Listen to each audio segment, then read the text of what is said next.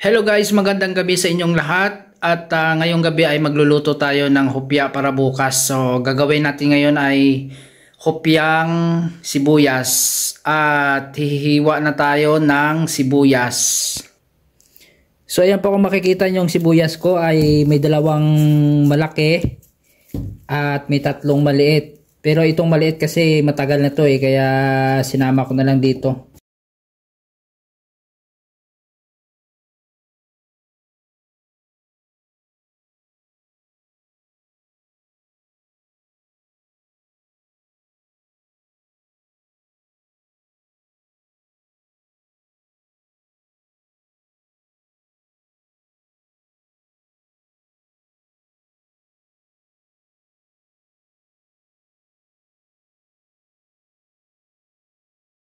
So yun guys, tapos na yung ating sibuyas. Tapos na nating maghiwa. Ang sunod natin ito ay ipapry natin siya, no? So yun guys, no? Maglalagay tayo ng mantika. Kawali. Yan. Kunti lang, no? Kasi isama din natin yan sa ano mamaya, pati sabaw niya. Para mabango. So yan na. So adjust lang natin yung apoy natin. 300 okay na yan para hindi mabilis masunog. So ito na guys, igigisa na natin. Ilagay na natin to. Yun. Hopyang sibuyas. At wala tayong oven, sa kawali natin lulutuin. Walang problema yan. So yan na guys, no? Medyo malapit na golden brown yung ano natin, yung sibuyas natin. Naiyak ako sa sibuyas guys, masyadong pag lumalabas yung aroma niya, pag ginigisa mo siya lalo siyang pumapait sa mata mo, no? So ito guys ang gagamitin natin na na harina, all purpose flour. At siyempre ito gagamitin natin ay ang white sugar, no? So maglalagay lang tayo ng tubig. 2 cups na tubig nito. 1, 2. Tapos ito na yung asukal natin. Mantika. Tsansya lang natin no, konti, mga 2 scoop lang. Tapos ito yung 500 grams, kalahati na harina.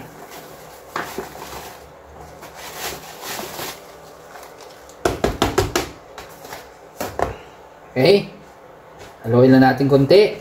Nahalo na natin, no? So yan po. So kailangan pag nagawa tayo ng palaman, huwag natin masyadong tigasan yung palaman natin, no? Medyo ito, tamang-tama lang siya. Yung parang hindi rin siya matigas, hindi rin siya masyadong malambot, no? Dito na natin ilalagay yung ginisa nating sibuyas. So ito na po guys, yung ginisa nating sibuyas, no?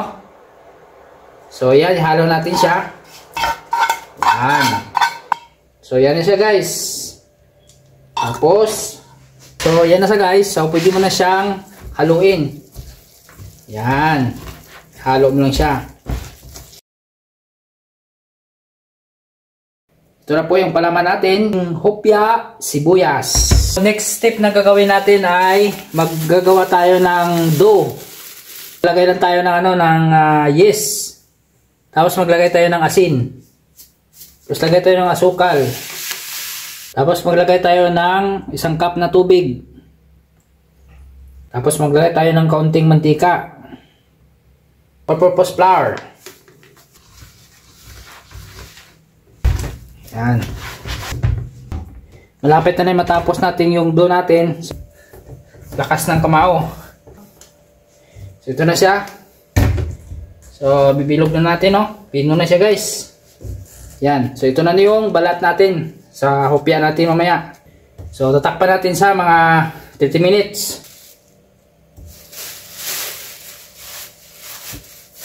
So check natin guys yung dough natin kasi mahigit 30 minutes na, no? So titingnan natin.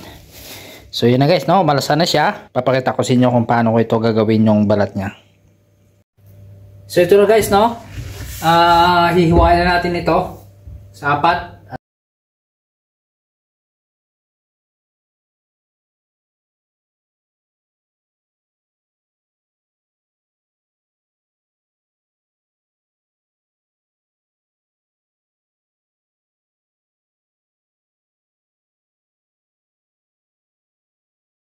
So ito na guys, ang nagawa natin ngayon. So ito po guys yung mantika natin. Pahit natin siya. Tapos ganyan natin. Yan. Para lumapad.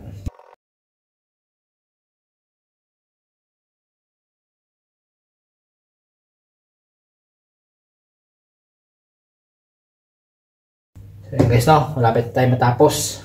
So ang hopya na plana paggawa na ito ay idea ko lang, no? At iba rin yung iba rin sa iba yung gumawa ng hopya. So sa akin meron ding natural na paggawa ng dough at meron din naman na gawin mo yung sarili mo na kung ano yung para sa'yo na mabilis. So yun guys, so tapos na tayo, no? So yun guys, kung makikita nyo na yung ginawa ko na dough, so yan na po siya. So nakahilira na po yan. So ito po yung palaman natin, no? So ito siya guys. So itong palaman natin, yan. So ready na yan para sa ating hopya sibuyas. So yun guys, sisimulan na natin yung paggawa ng hopya, no? Sarili ko lang tong ideas at hindi mo na kailangan na matagal pa na maghintay pa ng ilang oras. So pang mabilisan lang to nagawa, no? So let's go, simulan na natin. So ganyan lang guys, no? Tapos kuha ka ng palaman. Lagay mo dyan.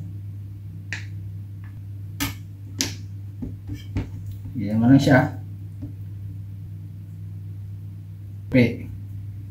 Oh. Ganyan na siya guys, yung paggawa ng hopya. Hopyang sibuyas.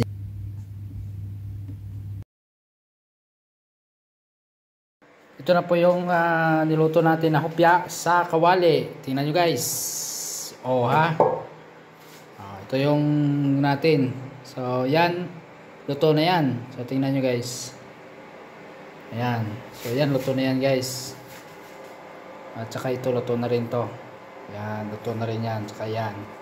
So, hilaw pa yan. So, ito pwede na natin kunin to. Yun, ito kunin natin to. Luto na rin yan. Oh. Hopya. Sibuyas.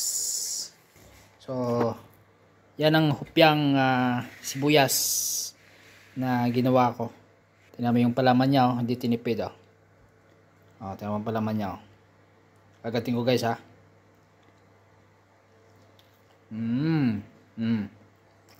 Naman pa naman. Sarap, oh. Diba?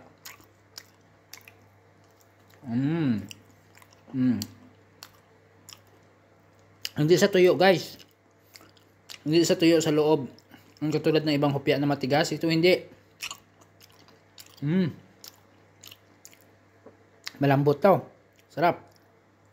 No?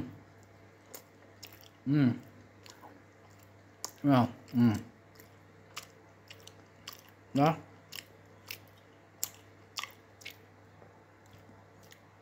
Lalo na pag may kape kayo, ang sarap-sarap nito. Hindi tinipid sa palaman. Kapag umaga, may kape.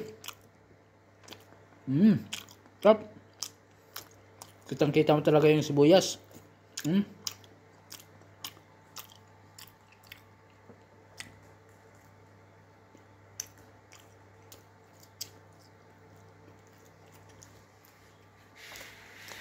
Sarap.